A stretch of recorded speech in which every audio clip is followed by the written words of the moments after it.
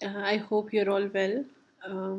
आज हमने gender based violence की जो फर्स्ट मेरे पास पावर पॉइंट है, फर्स्ट लेक्चर है, जिसमें हमने जेंडर बेस्ड वायलेंस के बेसिक कॉन्सेप्ट्स पढ़ने हैं कि जेंडर बेस्ड वायलेंस क्या होती है, किस तरह की होती है। कोर्स आउटलाइन आपसे शेयर कर दी गई है, तो आपको आइडिया होगा कि हमने क्या क्या इस मॉड्यूल में पढ़ना है। तो इस मॉड्यूल के लिए मैंने पावर पॉइंट रेडी किया हुआ है। सबसे पहले वॉयलेंस क्या होती है, वॉयलेंस की क्या क्या इकसाम होती हैं। ये हमने जो एक क्लास हमारी हुई थी उसमें हमने डिस्कस किया भी था कि violence what it is about. Violence, सबसे पहले उसकी डेफिनेशन। वॉयलेंस इज़ अ की factor in the production, maintenance and legitimisation of domination and subordination. जब हम पावर रिलेशंस की बात करते हैं या अनइक्वल पोजीशंस की बात करते हैं, तो जहाँ पे भी अनइक्वल पोजीशन होते हैं या इनइक्वालिटी होती है वहाँ पे, और जिसमें कोई एक ख़ास बंदा या एक ग्रुप या एक पार्टी जो है वो डोमिनेट होती है और दूसरी सबॉर्डिनेट होती है। डोमिनेट होता है जो कि डोमिनेंट होते हैं the ones who have power, और सबॉर्डिनेट होते हैं जो इनके पास पावर कम होती है या नहीं होती।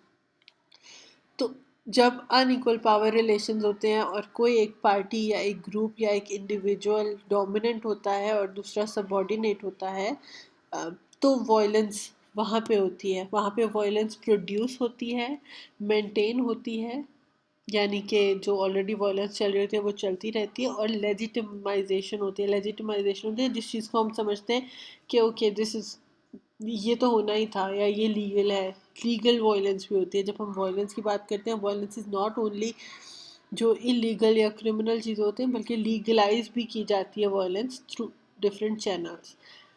People often experience multiple forms of violence that are interrelated, co-constitutive, and mutually reinforcing, and that exist at these levels. In levels पे वॉयलेंस एग्जिस्ट करती है, स्टेट लेवल पे, इंस्टीट्यूशनल लेवल पे और इंडिविजुअल लेवल पे।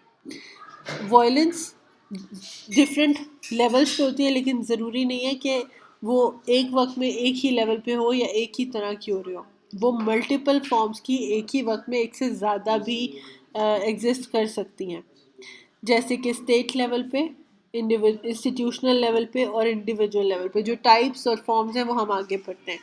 बेसिकली वॉयलेंस का word जो है वो वॉयलेशन से निकला है, वॉयलेट करना किसी को, किसी के राइट्स को। तो जब आपके पास कोई राइट्स हैं और वो राइट्स आपके ना मिल रहे हो या वो वॉयलेट हो रहे हो, तो that is violence in its smallest form. लेकिन उसी से वॉयलेंस ओरिजिनेट होता है, स्टार्ट होता है। This is specially true in relation to violence against women, कि जो स्पेशली वायलेंस अगेंस्ट वेमेन के केसेस हैं, जिसको VAW भी लिखते हैं, वो एक ही वक्त में एक तरह की वायलेंस नहीं हो रही होती। एक ही वक्त में डिफरेंट लोगों से या डिफरेंट फॉर्म्स में भी हो रही होती है और डिफरेंट लेवल्स पे भी हो रही होती है। आगे हम देखते हैं वायलेंस अगेंस्ट वेमेन है क्या। Violence against women is understood as a salient outcome of systematic gender inequality across the globe, and it is an intentionally broad term. This is supposed to be internationally broad term. Violence against women क्या है? जब हम, अभी मैंने जैसे आपको बताया कि वायलेंस इनइक्वालिटी से प्रोड्यूस होती है, तो जहाँ पे जेंडर इनइक्वालिटी मौजूद है, जो कि actually all across the globe exist करती है, और जब वो सिस्टमेटिक हो जाती है, यानी वो इतनी ज़्यादा डीप रूटेड होती है कि जिसको हम सिस्टम का पार्ट बना लेते हैं या पार्ट समझते हैं, वहाँ पे वायलेंस अगेंस्ट वुमेन जो है वो एक आउटकम है। सो वायलेंट जेंडर इनइक्वालिटी से अमंग अदर जो consequences, negative consequences gender inequality के हैं, उसमें से एक कॉन्सिक्वेंस है violence against women. It encompasses any kind of harm caused to a woman by individuals, चाहे वो जानने वाले हों, चाहे वो अननोन हो, अजनबी हो, या आपके फैमिली के हों, फ्रेंड्स हों, ग्रुप्स, इंस्टीट्यूशंस और स्टेट्स, बेस्ड प्राइमरली और in part on the fact that she is a woman. So अगर किसी भी औरत को, वुमन को, चाहे वो ट्रांसजेंडर वुमन हो, गर्ल हो, जिस भी एज में हो, अगर उसको कोई नुकसान पहुंचाया जाता है या कोई नुकसान पहुंचता है बाय नोन और अननोन पीपल, उसके जानने वाले या उसके ना जानने वाले लोग, वो उसको कोई हार्म पहुंचाते हैं, या कोई, well this was about individuals, कोई ग्रुप्स उसको नुकसान पहुंचाते हैं, कोई इंस्टीट्यूशंस नुकसान पहुंचाते हैं, स्टेट नुकसान पहुंचाती है, सिर्फ इसलिए या मेनली इसलिए कि वो औरत है, उसको वायलेंस अगेंस्ट वुमेन कहते हैं, या उसमें वायलेंस अगेंस्ट वुमेन उसको इंक्लूड करता है। ये किस किस तरह की होती हैं? फिजिकल वायलेंस, थप्पड़ मुक्का धक्का, जो जो आपके जिस्म पे या आपके आपको फिजिकली अफेक्ट करे, या फिजिकली दिख रहा हो, या फिजिकली आपको बेसिकली इस तरह की वायलेंस के यूजुअली मोस्टली निशान होता है, प्रूफ होता है। सेक्सुअल वायलेंस, जो कि जिनसी नेचर के होते हैं, सेक्सुअल नेचर के होते हैं। साइकोलॉजिकल वायलेंस, जो कि जिसको इमोशनल, वेल इसका ताल्लुक इमोशनल वायलेंस से भी है, so these are interconnected. Financial violence, पैसे से रिलेटेड जो होते हैं, या आपके फाइनेंसेस मैनेज करने के, पैसे ना देना या जो पैसे आपके पास हैं वो ले लेना। It includes property, right to property also, and social violence. आगे हम देखते हैं कि ये कौन सी वायलेंस किस तरह के होते हैं, और ये थ्रू आउट हम इस कोर्स में इन सारी तरह की वायलेंस, फॉर्म्स ऑफ वायलेंस को देखेंगे टाइम टू टाइम। और प्लस ज़रूरी नहीं है कि ये एक वक्त में एक ही तरह की वायलेंस हो रही हो। एक ही वक्त में physical violence, sexual violence, emotional violence, financial violence, social violence सारे भी हो सकते हैं। सोशल वायलेंस ऑल्सो इंक्लूड्स कि जो आपके सोशल नेटवर्क्स हैं उनको कट ऑफ कर देना, उनको उनको आपको अपने पेरेंट्स से, दोस्तों से मिलने ना देना, आपको सोशली कट ऑफ कर देना, ताकि आपके पास कोई बैकअप सिस्टम ना हो। तो इस तरह की जो काइंड्स ऑफ वायलेंस हैं, दे को एग्जिस्ट, और यूजुअली ये कोई एक तरह की वायलेंस नहीं होती, ये सब इंटर रिलेटेड हैं। For example physical violence, sexual violence के already automatically by default emotional violence भी बन जाता है, because it affects your emotions, it affects your psyche. ये साइकोलॉजिकल वायलेंस भी बन जाता है, ये सोशल वायलेंस भी बन जाता है एट द सेम टाइम। तो ये सारे इंटर रिलेटेड हैं, and they don't happen in isolation, they happen along with each other. कुछ स्टेटिस्टिक्स हैं आगे मेरे पास। ऑन अ ग्लोबल लेवल रफली 50% of all female homicide victims in 2012 were killed by intimate partners और फैमिली मेम्बर्स। होमिसाइड क्या होता है? Homicide होता है कि जो किलिंग, मर्डर्स, जो जब किसी को मार दिया जाता है, और उसी को आगे मैं आपको इसके बारे में कि होमिसाइड और फेमिसाइड का कैसे आपस में रिलेशन है। बट ये कुछ स्टेटिस्टिक्स हैं 2012 के, कि जितनी ख़वातीन को होमिसाइड, जो जितनी ख़वातीन होमिसाइड विक्टिम्स थी, यानी मर्डर हुआ था या उनको मार दिया गया था, उसमें से 50% आधी जो थी वो अपने इंटीमेट पार्टनर्स या फैमिली मेम्बर्स के हाथों कत्ल हुई थी। इंटीमेट पार्टनर्स होते हैं हस्बैंड, या हमारे कल्चर में हस्बैंड, अदरवाइज जो लोग जैसे रोमांटिकली इन्वॉल्व होते हैं, बॉयफ्रेंड वाला रिलेशनशिप होता है, साथ रह रहे होते हैं, लिव इन रिलेशनशिप होता है, that is all intimate partner. मंगनी हुई हुई है, कमिटमेंट हुई हुई है, वो सारा। और फैमिली मेम्बर्स, ठीक है। तो 50% आधी जो बात थी, आधे जो किलिंग्स थी, they were by intimate partners. While this was the case in only 6% of all male homicide victims, जबकि जितने आदमी मरे, जितने आदमियों का कत्ल हुआ 2012 में, उसमें से सिर्फ 6% थे जो अपने इंटीमेट पार्टनर्स या फैमिली मेम्बर्स के हाथों ने उनको मर्डर किया था।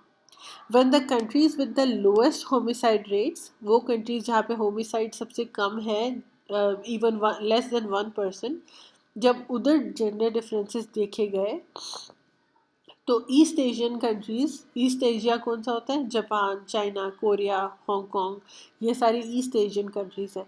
उसमें देखा गया कि हाई फीमेल होमिसाइड रेट्स हैं, यानी इवन जिन कंट्रीज़ में बहुत कम होमिसाइड रेट्स हैं ओवरऑल, वहाँ पे भी ज़्यादा जो फीमेल होमिसाइड है वो ज़्यादा है। सारे जितने होमिसाइड विक्टिम्स हैं उसमें से 50% से ज़्यादा जो हैं वो ख़वातीन हैं जो कि अपने इंटीमेट पार्टनर्स के हाथों मर्डर हुई। ये चाइना और साउथ एशिया के सॉरी ईस्ट एशियन कंट्रीज़ के स्टेटिस्टिक्स हैं। This stands in sharp contrast with more general global trends, in which the overall female homicide rate is less than a third of male rate. जबकि अगर overall globally देखा जाए तो जितने लोगों का कत्ल होता है, जितने लोग मार दिए जाते हैं, उसमें आदमी ज़्यादा हैं। वेल दे आर नॉट, उनको ऑनर की वजह से या फैमिली मेम्बर्स नहीं मारते, इंटीमेट पार्टनर्स नहीं मारते, लेकिन ओवरऑल जो 2012 के ट्रेंड्स, वही रिपोर्ट है, वो बताते हैं कि पूरी दुनिया में जितने लोगों के मर्डर्स होते हैं उसमें आदमी ज़्यादा विक्टिम्स हैं, लेकिन ईस्ट एशिया में औरतें ज़्यादा विक्टिम्स हैं। और I am sure south Asia में भी, but I think ऐसा ही होगा. We don't have statistics and we don't have recent statistics.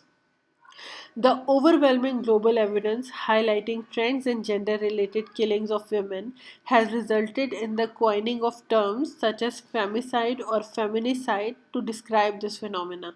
तो उसकी वजह से 2015 में एक न्यू टर्म इंट्रोड्यूस हुई, फेमिसाइड या फेमिनिसाइड दोनों, जिसमें इस जो कि इस चीज़ को रेफ़र करती है, यानी कि homicide victims, female homicide victims जिनको यूजुअली ऑनर की वजह से या violence as a result of violence जो कि मार दी जाती हैं इंटीमेट पार्टनर्स या फैमिली मेम्बर्स के हाथों। सो फेमिनिसाइड क्या है? Such gender-related killings, known as feminicide, can take many forms. Feminicide is gender-related killings. So if you are a woman and औरतों को जो एज हैव टोल्ड मार दिया जाता है, दैट इज़ फेमिनिसाइड। ये मुख्तलिफ फॉर्म्स की, मुख्तलिफ रीजंस की हो सकती है। Direct forms of gender related homicide that almost exclusively targets women include honor killings, dowry related killings, witchcraft और sorcery related killings। तो फर्स्ट जो आप सबने नाम सुना होगा, ऑनर किलिंग्स, जिसको कारोकारी भी कहा जाता है, कारी कर दी जाती है। ऑनर किलिंग्स क्या होता है कि क्योंकि ख़वातीन को in South Asian culture including Pakistani culture, बल्कि और भी बहुत सारी कंट्रीज़ में, बहुत सारे पार्ट्स ऑफ द वर्ल्ड में ख़वातीन को घर का ऑनर समझा जाता है, हमारी इज़्ज़त है। हाँ, और फिर जब आपको लगता है, जब किसी को लगता है कि उनकी इज़्ज़त जो है वो ख़राब हो सकती है, फॉर एग्ज़ाम्पल अगर if they fall in love with somebody, किसी को किसी से, किसी लड़की को कोई अच्छा लग गया लड़का, या इवन देख लिया, या उसने, वेल इट डिपेंड्स कि intensity different parts of the world में उसकी इंटेंसिटी डिफरेंट है। भाग के शादी करना ऑल्सो, हमारे पास ऐसे केसेस भी हैं जिसमें कोर्ट के बाहर भाग के शादी कर ली किसी ने, कोर्ट मैरिज कर ली, तो कोर्ट के बाहर उनको जला दिया गया लड़कियों को, या उनको खुदकुशी करनी पड़ी है, that is also honour killing. इसके अलावा कोई किसी से शादी करने में इंटरेस्टेड हो गई, या किसी ने किसी को छेड़ दिया, तो भी ऑनर ख़राब हो जाता है। तो इट डिपेंड्स कि कितना इंटेंसली, किस एरिया में कितना इंटेंसली ऑनर की डेफिनेशन है, या इट ऑल्सो डिपेंड्स ऑन पढ़े लिखे, कम पढ़े लिखे, या कास्ट, ये सारी चीज़ें जो है वो इंटरसेक्शनल है। लेकिन ऑनर रिलेटेड किलिंग्स, या honour killings are still prevalent in Pakistan, including, well in South Asia including Pakistan, और ये one of the most common forms of femicide है हमारे इलाके में, हमारे मुल्क में। इसके अलावा डोरी रिलेटेड किलिंग्स, जो आपने सुना होगा, चूल्हा फट गया, वो डायरेक्ट किलिंग्स नहीं होती, कोई किसी को ऐसे नहीं मार देता, चूल्हा फट गया बहुत कॉमन है। वेल बाद में पता चलता है कि वो जहेज़ नहीं लेके गई थी इसलिए मार दिया। या violence, well it was physical violence that resulted in कि वो मार खा खा के मर ही गई, हो सकता है समटाइम्स। वेल क्योंकि ये एक डोरी का जो कॉन्सेप्ट है, या डोरी की जो रिक्वायरमेंट है या नॉर्म है, वो हमारे कल्चर में बहुत ज़्यादा है। तो अगर कोई गुर्बत की वजह से या किसी वजह से डोरी नहीं लेके जाते, तो ताने, ताने तो होते ही हैं, but sometimes it results in violence, उनको वायलेंस का सामना करना पड़ता है मुख्तलिफ तरह की, और it may result in killing also. और इसके अलावा विच क्राफ्ट, जो काला जादू होता है, दैट इज़ ऑल्सो, बहुत सारी औरतें जो है उसकी वजह से भी मरती हैं। More indirect forms include other types of killings that may not be counted as feminicide. Other types of killings, किसी और, मतलब इन ये चीज़ें जो हैं ये जेंडर रिलेटेड डायरेक्ट क्राइम्स हैं, जो जेंडर की वजह से, उनके औरत होने की वजह से हैं। बट और इनडायरेक्ट फॉर्म्स भी होती हैं जिसकी वजह से औरतें मरती हैं। फॉर एग्जांपल बहुत सारी औरतें जो हैं वो लेस, जैसे दहशत गर्दी या इस तरह की चीज़ों में मर सकती हैं। हेल्थ केयर ना मिलने की वजह से मर सकती हैं, सुसाइड होता है, बहुत सारी चीज़ें इसके अलावा हैं जो कि थोड़ी जेनेरिक है। वेल, रूट कॉज में भी जेंडर, बट वो डायरेक्टली उनका औरत होना उसकी वजह नहीं होती, लेकिन डायरेक्ट फॉर्म्स ये थी। ऑनर किलिंग्स क्या होती हैं and some statistics about honour killings. UNFPA की एक रिपोर्ट है जो कि एस्टिमेट करती है कि between 5,000 and 12,000 women are murdered in the name of honor each year globally, पूरी दुनिया में 5,000 से 12,000 औरतें ऑनर के नाम पे, गैरत के नाम पे कत्ल कर दी जाती हैं। इन ऑनर कल्चर्स, वो कल्चर जहाँ पे औरतों को ज़्यादा फैमिली का ऑनर समझा जाता है, उसमें aggression is an acceptable reaction to insults and threats to honour. तो गैरतमंद मर्द कौन होता है, या गैरतमंद फैमिली, गैरतमंद लोग कौन होते हैं, जो कि अपनी गैरत को यानी औरतों को संभाल के रखते हैं, और जब उनको लगता है कि कोई थ्रेट पहुंच सकता है औरत गैरत को, तो एग्रेशन, गुस्सा जो है वो एक एक्सेप्टेबल रिएक्शन है। हम कहते हैं हाँ तो मार मार तो पड़ेगी, या फिर गुस्सा जायज़ है। अगर आपको गुस्सा नहीं आएगा, इसका मतलब आप गैरतमंद नहीं है। तो एक्सपेक्टेशन है कि अगर आपकी बहन, आपकी बेटी, या आपकी बीवी, या आपकी बहू, या आपकी अम्मा, किसी भी रोल में औरत कुछ ऐसा अगर कर रही है जिससे आपका गैरत जो है उसको थ्रेट पहुंच सकता है, तो आपका अग्रेशन एक्सपेक्टेड है और प्रेफर्ड है। The ethnographic and sociological research on diverse honor cultures details how members of these cultures consider retaliation a duty when a particular individual or family is insulted.